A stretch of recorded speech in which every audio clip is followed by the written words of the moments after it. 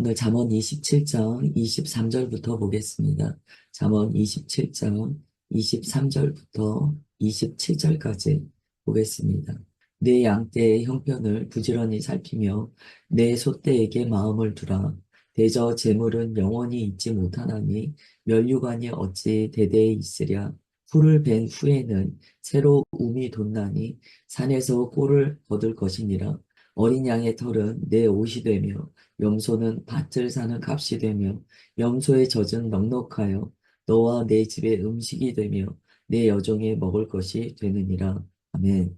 지금 읽은 말씀은요, 하나님께서 우리에게 맡겨주신 것에 대해서 충성되이 경영해야 됩니다. 라는 말씀입니다.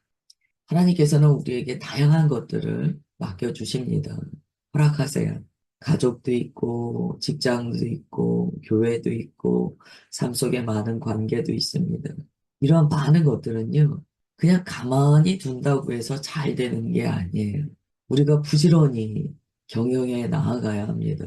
그래서 주님의 말씀이 내게 무엇라 가르치시는가에 항상 유의하면서 주님의 뜻을 따라 내게 맡기신 것들을 잘 경영해 나가야 합니다.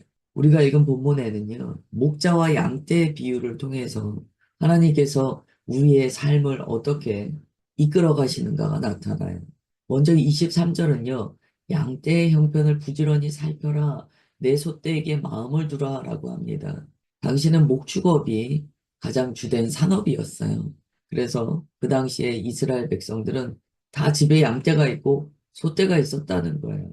주님께서 말씀하시는 거예요. 너에게 내가 맡긴 양떼가 있지 않니? 소떼가 있지 않니? 그것을 너는 부지런히 살피고 마음을 두어야 돼. 굉장히 중요한 말씀입니다. 하나님께서 우리에게 무언가 허락하시고 맡기세요. 하나님께서 우리에게 맡기신 것들에 대해서 우리는 부지런히 살펴야 됩니다. 그리고 마음을 그곳에 두어야 돼요. 마음을 두지 않고 충성되이 섬기지도 않으면서 하나님께서 내게 맡기신 기업 알아서 잘 되겠지 라고 생각해서는 안 된다는 거예요. 양 한 마리 한 마리, 소 한 마리 한 마리, 어떤 필요가 있는가, 어떤 돌봄이 필요한가를 모아야 된다는 거예요. 이것은 우리 모두가 목자의 삶으로 부름받았다는 것도 가르쳐 줍니다. 사역자만 목자의 역할을 하는 게 아니에요. 하나님께서 내게 맡겨주신 영혼은요, 내가 돌봐야 될 양인 거예요. 그러면 그 양떼에게 우리는 항상 마음을 두어야 됩니다. 내게 맡기신 기업은 마치 내게 맡기신 양떼와 같은 거예요. 이것을 어떻게 내가 주님 앞에 충성스럽게 경영하여 주님의 마음에 흡족함과 시원함을 드릴 것인가에 대한 마음을 쓰고 고민하는 일들이 있어야 한다는 거예요. 디모데전서 4장 16절은 이렇게 말씀합니다. 내가 내 자신과 가르침을 살펴 이 일을 계속하라. 이것을 행함으로 내 자신과 내게 듣는 자를 구원하리라. 바울이 디모데에게 하는 이야기입니다. 너 자신과 가르침, 하나님의 말씀을 살펴 하나님께서 내게 맡기신 일을 계속해라.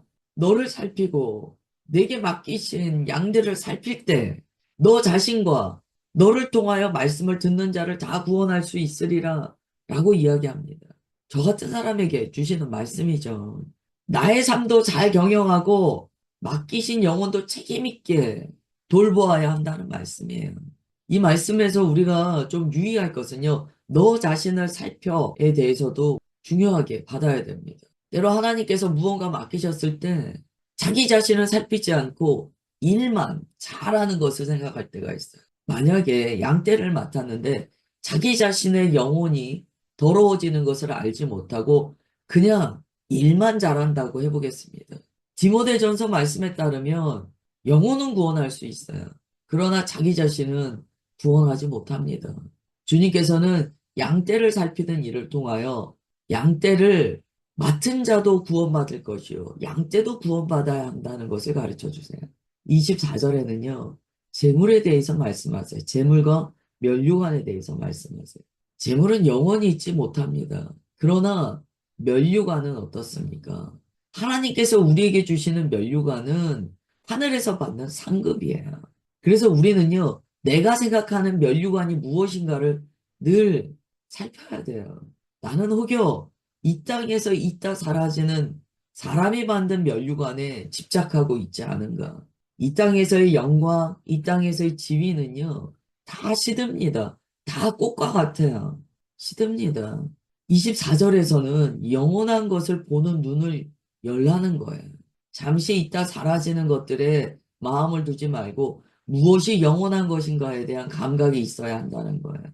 마태복음 6장 19절 20절에서 예수님께서 이렇게 말씀하셨어요. 너희를 위하여 보물을 땅에 쌓아두지 말라. 거기는 좀과 동록이 해하며 도둑이 구멍을 뚫고 도둑질하느니라. 오직 너희를 위하여 보물을 하늘에 쌓아두라. 거기는 좀이나 동록이 행하지 못하며 도둑이 구멍을 뚫지도 못하고 도둑질도 못하느니라. 아멘. 보물을 땅에 쌓아두는 자인가 하늘에 쌓아두는 자인가를 늘 점검해야 돼요. 이 말씀은 이 땅에서 무조건 가난하게 살아라. 이런 말씀이 절대 아닙니다. 하늘의 보물을 쌓는다는 것은요, 영원한 것을 늘 바라보는 삶을 사는 거예요. 그래서 영원한 나라에서 지금 나의 삶을 볼 때 어떠한가를 늘 살피는 거예요. 하나님의 나라에서 나의 삶을 바라볼 때, 야, 저 사람은 하나님의 나라엔 관심 없고 다 지금 자신의 삶에만 신경 쓰면서 사는구나. 이런 불행한 인생은 되면 안 된다는 거예요. 왜냐하면 그것은 사라지는 거니까. 일시적인 거니까. 하나님의 나라를 준비하며 우리는 살아가야 됩니다. 그 다음에 25절부터 27절은요. 풀을 벤 후에 움이 돋아요. 산에서 꼴을 거둘 것이다 말씀하세요. 어린 양을 잘 쳤더니 그 털이 나의 옷이 된다는 거예요. 염소를 잘 맡아서 성실하게 염소를 길렀더니 밭을 사는 값이 나오더라는 거예요. 염소를 잘 길러서 젖이 넉넉하게 나오니까 음식이 되고 여정도 먹을 것을 주게 된다는 거예요. 이게 무슨 말씀입니까? 하나님께서 맡기신 것을요, 우리가 성실하게 관리하면, 충성스럽게 우리가 관리하면 하나님께서 우리의 모든 필요를 채워주신다는 거예요. 제가 어제 이 말씀 드린 것 같아요. 선한 끝은 있습니다. 오늘은 이런 의미가 있어요. 하나님께서 주신 것에 대해서 충성되이 사는 자의 끝이 있다는 거예요. 이 땅에서 결실도 있다는 거예요. 하나님께서는요, 하나님의 마음으로 하나님께서 맡기신 것을 충성하는 자한테 반드시 보답하여 주십니다. 갈라디아서 6장 7절은 이렇게 말씀해요. 스스로 속이지 말라. 하나님은 업신여김을 받지 아니하시나니 사람이 무엇으로 심든지 그대로 거두리라. 이 말씀에는요, 다소 이런 의미가 심겨 있습니다. 우리가 막 이야기합니다. 아우, 나는 뭘 해도 안 돼요. 하나님은 나를 안 도와주시는 것 같아요. 하나님은 왜 나에게는 기회도 주지 않으십니까? 저에게는 결실이 없습니다. 우리가 그런 생각할 수 있어요. 그런데 갈라디아서 6장 7절은 이렇게 말씀해요. 스스로 속이지 말라는 거예요. 하나님은 업신여김을 받지 아니하신다는 거예요. 무슨 이야기냐면 우리가 그렇게 말을 할 때 우리가 점검해 봐야 될 게 있어요. 정말 나는 하나님께서 내게 맡기신 것을 충성스럽게 관리하고 있는가? 하나님께서 내게 맡기신 것에 대하여 나는 성실하게 일하고 있는가? 하나님께서 내게 주신 것으로 영원한 나라를 위하여 바라보며 나는 살고 있는가?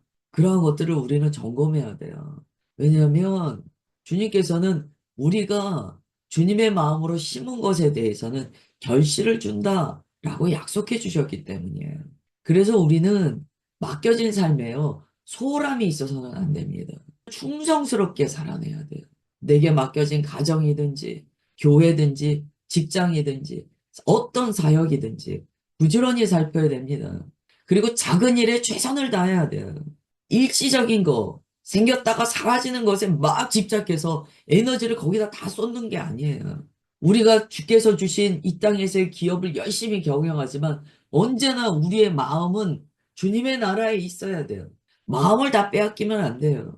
그리고 지금 나의 수고가 이 땅의 살만을 위한 수고인가, 하나님의 나라를 위한 수고인가를 언제나 점검해 봐야 돼요.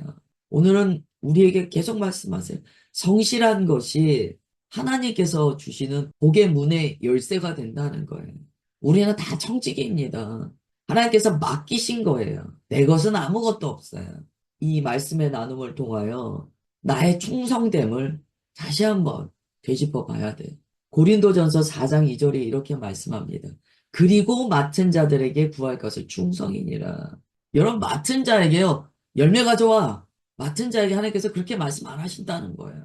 주님께서는요, 맡은 자에게 열매는 주님께서 주시는 거예요. 우리에게 맡기시는 것은 충성이에요. 우리는 다만 충성하면 됩니다. 결과, 열매는요, 주님께서 주실만 하실 때 주시는 거예요. 또 각 사람의 그릇에 따라 주시는 거예요. 우리는 충성하는 거예요. 오늘 우리가 마음에 새겨야 돼요. 나는 무엇을 맡기시든지 주님께 충성하는 자인가? 나는 청지기로서 맡은 자의 마음이 있는가? 나는 불평불만하면서 나의 게으름을 가리는 자가 아닌가? 살펴야 됩니다. 오늘 잠언에서는 우리에게 굉장히 중요한 말씀을 주세요. 어떤 그리스도인이 믿음은 좋은데 삶은 열심히 살지 않아요. 기도도 많이 하고 교회도 열심히 다니고 막 그래요. 그런데 자기에게 맡겨주신 하나님의 기업이 있는데 그거는 게을러요. 오늘 말씀은 그걸 잘한다라고 말씀 안 하세요. 그리스도인은 성실해요. 그리고 맡기신 분이 주님이시라는 감각이 있기 때문에 하나님 앞에 충성스럽습니다. 사람 앞에 내세우는 게 아니에요. 이제 28장 보겠습니다. 1절과 2절이에요. 악인은 쫓아오는 자가 없어도 도망하나 의인은 사자같이 담대하니라. 나라는 죄가 있으면 주관자가 많아져도 명철과 지식 있는 사람으로 말미암아 장구하게 되느니라. 아멘. 악인은 특징이 있다고 그래요. 쫓아오는 자가 없는데 막 도망한대요. 이게 사람의 두려움에 대한 말씀인데요. 물론 사람은 다 두려워요. 두려움의 존재예요. 제가 말씀으로도 몇 번 나누었지만 사람 안에는요, 에덴 동산으로부터 쫓겨난 그 원형적인 정서가 우리 안에 있습니다. 그 죄성 안에 있어요. 그러다 보니까 이 두려움, 소외감, 불안, 이러한 것들이 우리의 정서 안에 있습니다.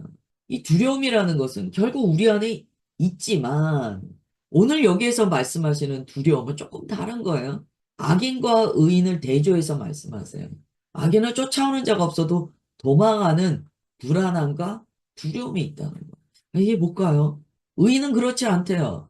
의인은 그냥 사자같이 담대하대요. 평안하대요. 평강하대요. 이게 무엇이냐면요. 사람은요, 양심이라는 게 있어요. 양심. 자기가 압니다. 여러분, 우리가 뭔가 잘못된 일을 했을 때요, 다른 사람은 속일 수 있어요. 그러나 자기는 알아요. 만약에 자기 자신을 속이면 그거는 정말 큰 병에 든 거예요. 가장 불행한 거예요. 마지막 때 자기 스스로를 속이는 일들이 있다라고 말씀하시는데요. 그 지경까지 가면 그건 진짜, 그건 정말 어렵습니다. 자기를 속이면 어떻게 하겠습니까? 그게 양심의 화인을 맞은 거예요. 여기에서 악인은 그래도 아주 막 자기 마음에 양심의 가책을 전혀 못 느끼고 스스로 속이는 그 지경까지는 안 간 것 같아요. 악인이요, 자기가 아는 거예요. 자기가 잘못한 거 아는 거예요. 자기 양심이 자기에게 아우성을 치는 거예요. 그러면 사람이요, 본능적으로 두려움이 있습니다. 내가 다른 사람을 속이잖아요. 자기가 남을 속이면은요, 다른 사람을 못 믿는 병에 걸려요. 자기가 항상 남을 속이거든요. 그러니까 남도 나를 항상 속인다라는 의식이 있습니다. 그래서 누가 무슨 말해도 안 믿어요. 이 말은요, 자기가 하는 것에 대한 결과값을 스스로 받게 된다는. 이걸 안다면, 이걸 안다면, 나 자신을 살피는 것이 얼마나 중요한 것인지를 깨닫게 됩니다. 내가 왜 이러지? 내가 왜 불안하지? 그런 문제를 들고 우리가 주님 앞에 깊이 나갈 때요. 결국에는 내 안에 그 문제에 답이 있다는 것을 우리가 많이 발견해요. 이 가인이 아벨을 죽입니다. 창세기에 보면. 가인이 어떻게 이야기합니까? 벌이 너무 무겁다는 거예요. 막 두려워서 떱니다. 방황합니다. 왜 그렇습니까? 죄를 지으면 본능적으로 그 심판에 대한 두려움이 옵니다. 자기가 아는 거예요. 시편 53편 5절에 이런 말씀이 있어요. 그들이 두려움이 없는 곳에서 크게 두려워하였으니 너를 대항하여 진친 그들의 뼈를 하나님이 흩으심이라. 하나님이 그들을 버리셨으므로 내가 그들에게 수치를 당하게 하였도다 라고 말씀합니다. 두려움이 없는 곳에서 크게 두려워하는 일이 있다는 거예요. 왜 그렇습니까? 자신의 삶이 그 두려움을 가져온다는 거예요. 내가 항상 그렇게 남에게 해를 끼치는 삶을 살면 자기 자신도 문 밖에 나가면 무서운 거예요. 뭐 사람들이 나를 해하지 않을까? 내가 나쁘게 했던 사람들이 내게 해코지하지 않을까? 불필요한 방어와 두려움이 생기게 됩니다. 그러나 의인은 그렇지 않아요. 본인이 다른 사람에게 의인으로서 대하기 때문에 다른 사람이 나에게 해를 끼칠 것이다 라는 불필요한 불안감에 휩싸이지 않습니다.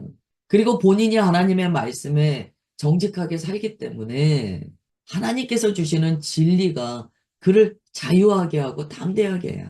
그래서 디모데후서 1장 7절에 이렇게 말씀해요. 하나님이 우리에게 주시는 것은 두려워하는 마음이 아니요. 오직 능력과 사랑과 절제하는 마음이다. 아멘. 우리가 하나님과 깊이 교제하며 하나님의 뜻대로 살잖아요. 하나님께서는 우리에게 두려워하는 마음을 주시지 않는다는 거야. 오직 주님의 그 권세와 능력, 그리고 하나님의 다함 없으신 사랑, 성령의 마지막 열매인 이 절제의 능력을 주신다는 거예요. 그래서 두려워하지 않는다는 거예요. 얼마나 우리 마음에 아멘이 됩니까? 그래서요, 세상에서도 말해요. 죄 짓고는 못 산다. 그 이야기. 죄 짓고는 못 산다. 여러분, 우리의 인생의 마지막을 늘 생각하셔야 돼요. 우리 인생의 마지막에 사람은 속였을지 몰라요. 우리가 주님 앞에서 얼마나 두렵겠습니까? 그래서 여러분 미리미리 회개하십시오. 미리미리 회개하세요. 나중에 회개해야지. 나중에 잘 믿어야지. 그런 마음 갖지 마세요. 오늘 이 자리에서 우리는 회개하고 오늘 이 자리에서 우리는 인생의 중간 결산을 늘 해야 됩니다. 자기 인생의 중간 결산 없이 그냥 될 대로 되라 어떻게든 되겠지 끝까지 가다가 그 끝이 얼마나 비참하겠습니까? 그 다음에 또 중요한 말씀이 나와요. 2절에 보시면은요. 나라에 죄가 있으면은요. 주권자가 많아진대요. 이건 우리가 피부로 느끼는 거예요. 나라가 하나님의 말씀 따라 제대로 가지 않으면은요. 내가 이 나라 주인이야 라는 사람이 막 우후죽순으로 나타난다는 거예요. 나라가 죄가 있으면 그 나라가 하나님의 말씀에 따라 살지 않으면 이 사람 저 사람 다 주인하겠다고 나온다는 거예요.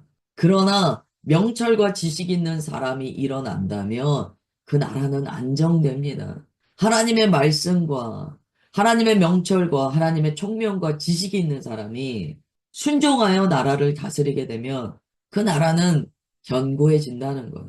그래서 교회는요, 하나님께서 베풀어 주신 공동체잖아요. 나라도 마찬가지잖아요. 하나님께서 주신 공동체는요, 죄의 문제를 엄하게 다뤄야 돼요. 왜냐하면 죄가 생기는 그 순간, 죄를 방치하는 그 순간, 주님께서 주인이 안 되신다는 거예요. 죄가 방치되면은요, 그때부터 나타나는 현상이요, 이 사람 저 사람 내가 주인이다라고 막 일어나기 시작합니다. 질서가 없어져요. 무법지대가 된다는 거예요. 하나님의 지혜로 공동체는 세워져야 돼요. 하나님의 지혜의 말씀에 순종하는 것으로 공동체는 세워져야 됩니다. 그렇지 않으면 혼란과 분열이 반복됩니다. 정말 우리나라를 위해서 기도해야 되는 내용이에요. 잠언 14장 34절에 이렇게 적혀 있어요. 공의는 나라를 영화롭게 한다. 죄는 백성을 욕되게 한다. 무슨 말씀이죠? 하나님의 의로움이 그 나라에 있다면 그 나라는 영화롭게 됩니다. 그러나 죄는 백성을 모두 욕되게 한다는 거예요. 교회도 마찬가지예요. 교회 안에 죄가 방치되면은요, 백성이 욕되게 되는 것처럼 결국에는 그 교회 안의 영혼들이 욕을 받게 됩니다. 주님의 말씀이에요. 정말 우리나라를 위해서 우리가 기도해야 될 때요. 하나님의 공의가 세워지지 않고 죄가 아닌 나라가 되면 주님께서 말씀하세요. 이 사람 저 사람 다 주인이라고 나타나고 나라는 혼란스러워질 것이다. 주님의 마음을 품은 자가 나타나야 됩니다. 참 있어야 됩니다. 히브리서 10장 22절 마지막으로 보겠습니다. 우리가 마음의 뿌림을 받아 악한 양심으로부터 벗어나고 몸은 맑은 물로 씻음을 받았으니 참 마음과 온전한 믿음으로 하나님께 나아가자. 아멘. 우리가 예수님을 믿으면은요, 나타나는 아주 특징된 현상이 있습니다. 거듭날 때 뭐가 거듭나냐면요, 양심이 거듭나요. 세상 사람도 양심이라는 게 있거든요. 근데 그것은 거듭난 양심은 아니에요. 그래서 그 양심이요, 하나님의 공의에 따라 작동되지 않습니다. 그런데 그리스도인이 거듭나요. 그러면 양심이 거듭나거든요. 그래서 히브리서 10장 22절은 이렇게 말씀해요. 우리가 마음에 뿌림을 받아, 보혈의 뿌림을 받아 악한 양심으로부터 벗어났다는 거예요. 거듭나기 이전에 양심이라고 하는 그 도덕적인 기준이 하나님의 진리의 말씀으로 거듭나게 된다는 거예요. 몸은 맑은 물로 씻음을 받았으니 참 마음과 온전한 믿음으로 하나님께 나아가자. 거듭난 양심으로 주님께 나아가자는 거예요. 그래서 그리스도인은요, 양심이 거듭났기 때문에요, 다릅니다. 양심이 작동되는 것이 달라요. 세상 사람들은 마음에 찔려하지 않지만 거듭난 양심이 있기 때문에 그리스도인은요, 작은 죄에 몸부림칩니다. 그리스도인으로 거듭났다고 하는데요, 양심의 거듭남이 만약에 안 보인다. 작은 죄에 대한 예민함이 없어요. 회개가 없어요. 그건 거듭났다고 안 합니다. 성경에 기록되어 있어요. 사람이 거듭났다는 것은 양심이 거듭났다는 것이다라고 가르쳐 주세요. 세상의 도덕보다 더 상회하는 것이 그리스도인의 도덕 수준이에요. 그리스도인의 이런 도덕의 수준이 세상보다 못하다. 그건 모르겠어요. 뭐 제가 판단하고 뭐라고 말씀드릴 수는 없어요. 그러나 성경에 따른다면 과연 그럴까요? 그리스도인이 양심의 거듭남과 기준이 없다면 그게 왜 그런 현상이 일어날까요? 주님께 여쭤보셔야 돼요. 그리고 다른 사람을 판단하기 전에 나는 어떠한가를 우리가 항상 봐야 됩니다. 오늘은 여기까지 보겠습니다. 하나님 아버지, 주님의 말씀에 따라 오늘도 우리가 우리의 마음을 주님 앞에 내어 맡깁니다. 주님께서는 우리에게 성실과 충성이 있어야 한다라고 가르쳐 주셨습니다. 또한 거듭난 양심이 있는가 질문하셨습니다. 주님의 말씀은 언제나 우리에게 거울이 되어서 우리의 모습을 비춰 보여 주시오니 주님 감사와 영광을 올려드립니다.